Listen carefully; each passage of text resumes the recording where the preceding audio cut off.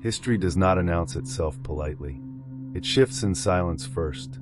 A headline appears, a confirmation follows, and suddenly, a name that shaped decades of policy is spoken in the past tense. The death of the supreme leader of Iran, Ali Khamenei, is not simply the passing of a political figure. It is the removal of the central pillar of one of the most intricate power structures in the modern world. To understand what may happen next, we must first understand what that position represents. In Iran's political architecture, the supreme leader stands above the elected government, above the president, above parliament, above party politics. He commands the armed forces. He influences the judiciary. He appoints key institutional figures. He shapes the ideological direction of the state. He ultimately holds authority over nuclear policy, regional military posture, and the balance between religion and governance. This is not a ceremonial role. It is structural command. When a structure loses its apex, pressure redistributes, and pressure reveals fault lines. What follows are 20 realistic consequences that could unfold. Not speculation designed to provoke fear.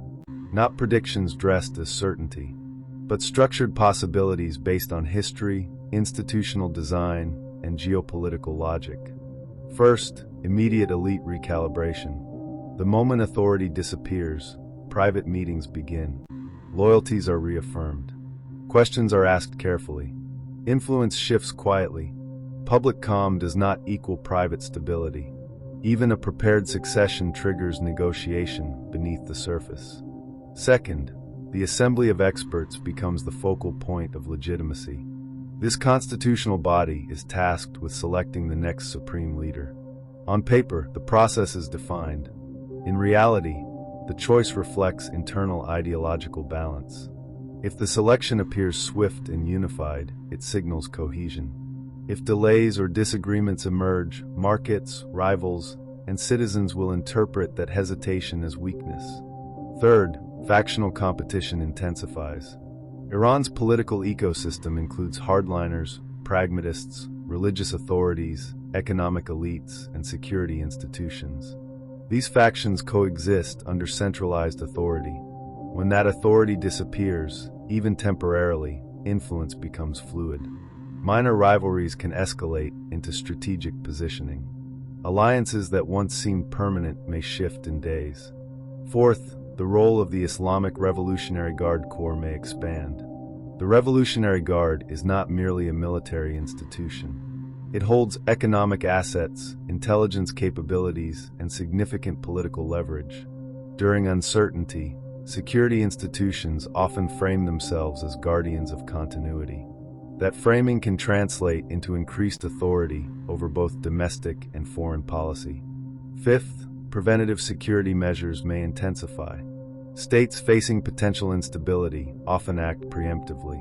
Increased patrol presence, strategic arrests, expanded surveillance. These measures serve as signals, both internally and externally, that the system remains intact and prepared. Sixth, public reaction becomes unpredictable. Leadership transitions create psychological openings. Some citizens may see vulnerability. Others may fear instability and support stronger control. Iran's younger population, particularly those frustrated with economic constraints, may test boundaries carefully. Whether unrest grows depends heavily on the clarity and speed of succession. Seventh, information control becomes strategic. Internet access, digital platforms, and messaging systems can accelerate mobilization. Temporary restrictions or tightened oversight may be used to manage narrative flow.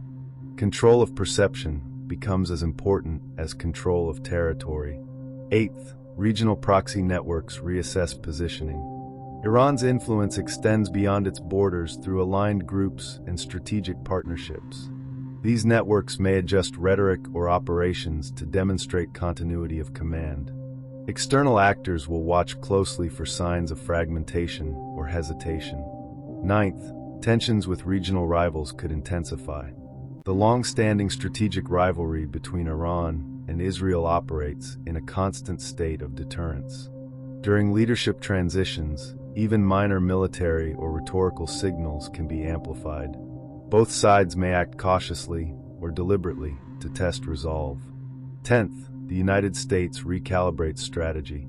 Washington continuously evaluates risk, nuclear development, sanctions leverage, and regional stability. A leadership change forces reassessment. Quiet diplomatic backchannels may open. Alternatively, visible deterrence measures may increase to prevent opportunistic escalation. 11th, nuclear policy becomes a central question. A successor may accelerate nuclear development to project strength and continuity. Or negotiations may be reopened to stabilize economic conditions and gain international legitimacy. Nuclear posture is both a security calculation and an internal political signal. 12th, sanctions dynamics shift. Western governments may interpret transition as leverage. Pressure can be intensified to test flexibility, or engagement may be explored to shape early leadership direction. Economic tools remain central to global response. 13th, oil markets react to uncertainty. Energy markets do not wait for confirmation. They react to risk perception. Even symbolic instability in a strategically positioned nation can influence prices. Traders respond to volatility faster than policymakers. 14th, domestic financial signals emerge. Currency fluctuations often reveal elite confidence levels.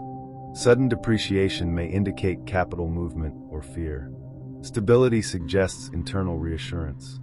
Financial indicators sometimes tell the story before official statements do.